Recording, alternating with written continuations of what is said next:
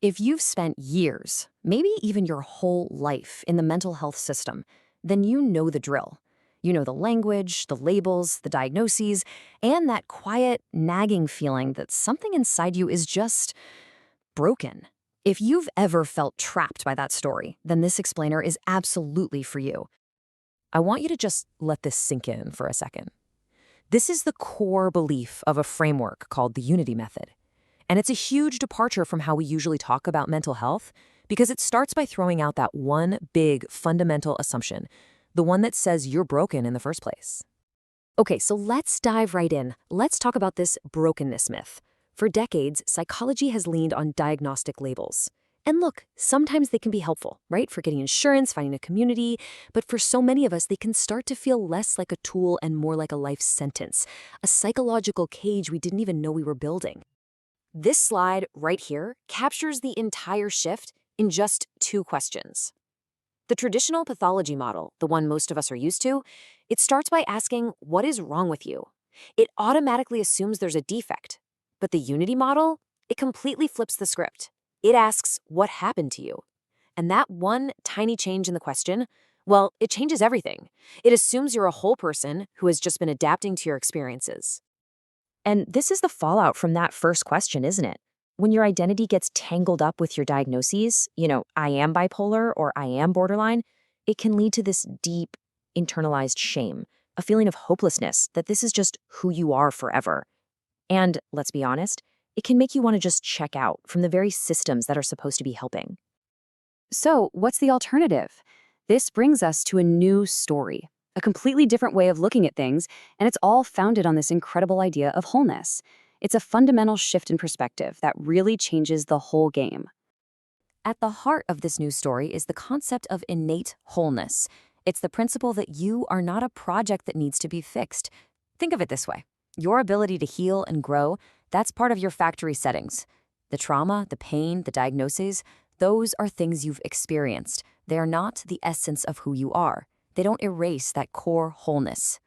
So I want you to think about this. What if that anxiety that keeps you up at night isn't some disorder, but a hypervigilance that actually kept you safe at one point? What if that depression isn't just a chemical flaw, but your nervous system's incredibly intelligent way of shutting down to survive something that was totally overwhelming? What if these aren't signs you're broken, but signs you're a survivor? Now, I know what some of you might be thinking. This sounds nice, it's a good philosophy, but is it real? Well, yes. This isn't just a feel-good idea. It's actually grounded in some pretty solid, hard science. Let's take a look at how our own brains back this up. If you take only one thing away from this section, please let it be this. Your brain is not fixed. For anyone who has ever been told that your condition is lifelong or it's just in your DNA, this is a biological truth you need to hear. The idea of a fixed, broken brain is it's outdated science. And this is all thanks to something called neuroplasticity.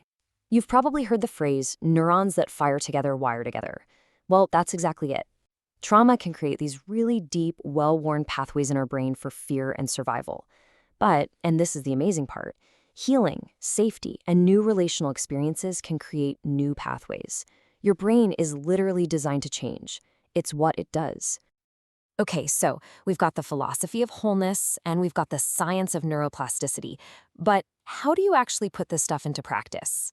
Let's get into the how of the Unity Method, which is built on 5 core pillars.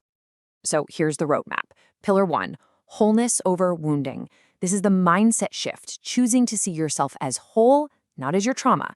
Then, Pillar 2, somatic restoration. Because trauma lives in the body, this is about using your body through things like breath work to regulate your nervous system and feel safe in your own skin again. Pillar 3 is relational repatterning. Basically, relearning how to feel safe with other people and building new, healthy blueprints for relationships. Next up, neuroplastic empowerment. This is where you become an active participant. You learn the science so you can consciously help rewire your own brain. And finally, Pillar 5, which is so important, acceptance over forgiveness. This says your healing is anchored in your dignity, not in a demand that you have to forgive what happened. Okay, let's make this really concrete. What does this shift from a label to, liberation actually look like for a real person who's been swimming in the mental health system for a long, long time? So Through that traditional pathology lens, someone we'll call Sarah isn't really seen as a person. She's seen as her diagnosis, borderline personality disorder. Her intensity gets labeled emotional instability. Her survival patterns get called resistance. Her entire being is filtered through this lens of being fundamentally broken. The person gets lost. But just watch what happens when we apply the unity lens. It's like flipping on a light. The label fades away and we see a whole person again. Her so-called emotional instability is reframed as vitality, an incredible life force. Her resistance is seen for what it really is, a brilliant, powerful strategy she developed to fight for love and connection in a world where it wasn't safe to do so. Suddenly, she's not broken anymore. She's a brilliant survivor. So I'm going to leave you with this question. After all the years of therapy, all the labels, all the medications, it's so easy to believe that the goal is to fix what's broken in you.